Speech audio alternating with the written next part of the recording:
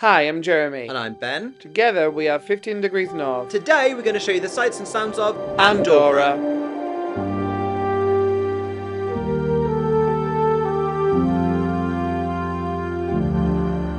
Andorra is a small landlocked country nestled in the Pyrenees Mountains between France and Spain.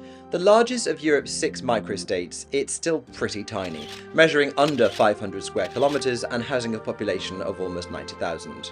And it's amazing that so many people live here because the terrain is so mountainous that only the valleys between its towering peaks are actually habitable.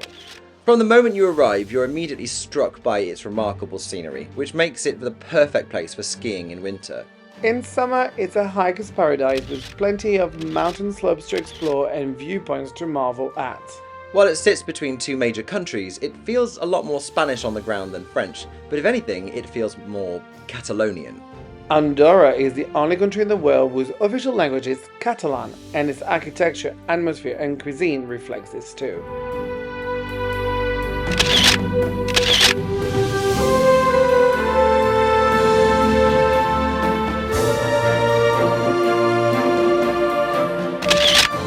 Andorra's capital is Andorra La Vella, which is a small but dense city at the centre of the country with an extraordinarily high GDP.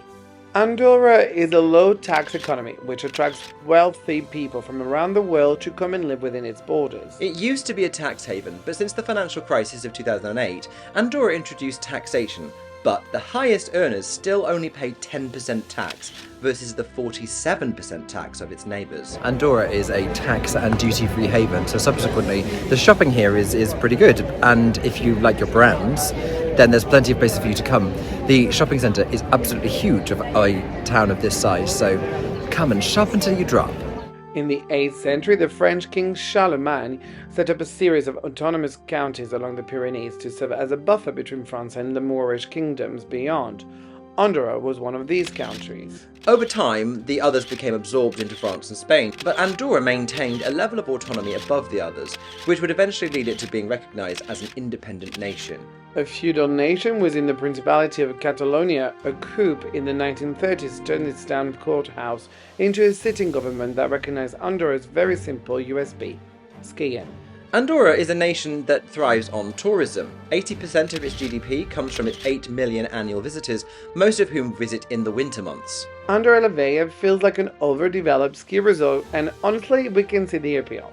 We've often felt that ski resort towns are relatively ugly settlements with purely functional amenities, but because Andorra La Vella is also a capital, it has a lot more to offer. And to that, the money that lives here, and you've got a very clean city with exceptionally well-kept streets, but it also has the price tag to match. Andorra is not a place that you can have a budget holiday, put it that way.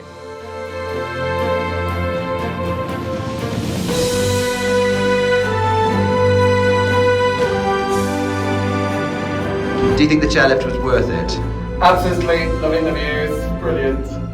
This is a country that has invested in its infrastructure. The roads are good and the town's well connected, allowing you to get easily beyond them into the mountains. It might be quite difficult to get into Andorra. This isn't Schengen and there are daily queues at the border, but it's a great little place once you're inside. We've done quite a lot of cable cars and We have.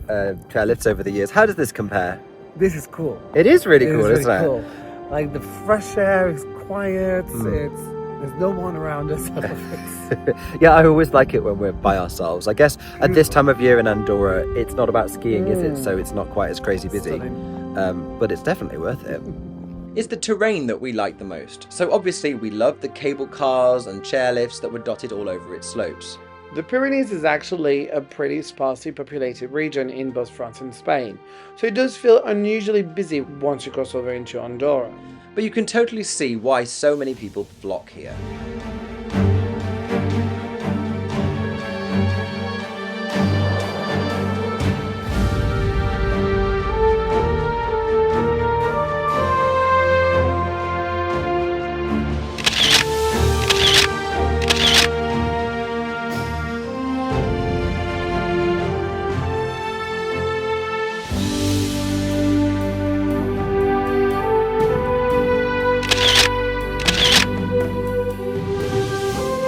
loved it. We just wish it had its own airport. Yes, flying from the UK means that you have to fly to nearby airports and then drive up into the mountains, the closest of which is Girona. But that's still more than 3 hours away. But don't overlook Girona just as an airport, because the city is actually worth visiting too. An ancient Catalan city, its history goes back beyond the Romans, and it retains much of its original historic centre.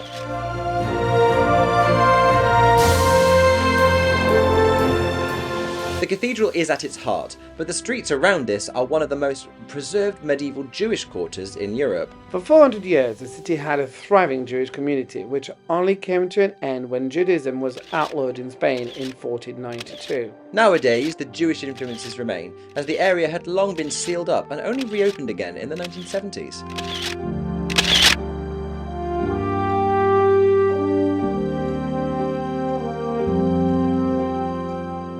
So if you're heading to Andorra but flying through Girona, make sure to visit this gorgeous walled city too.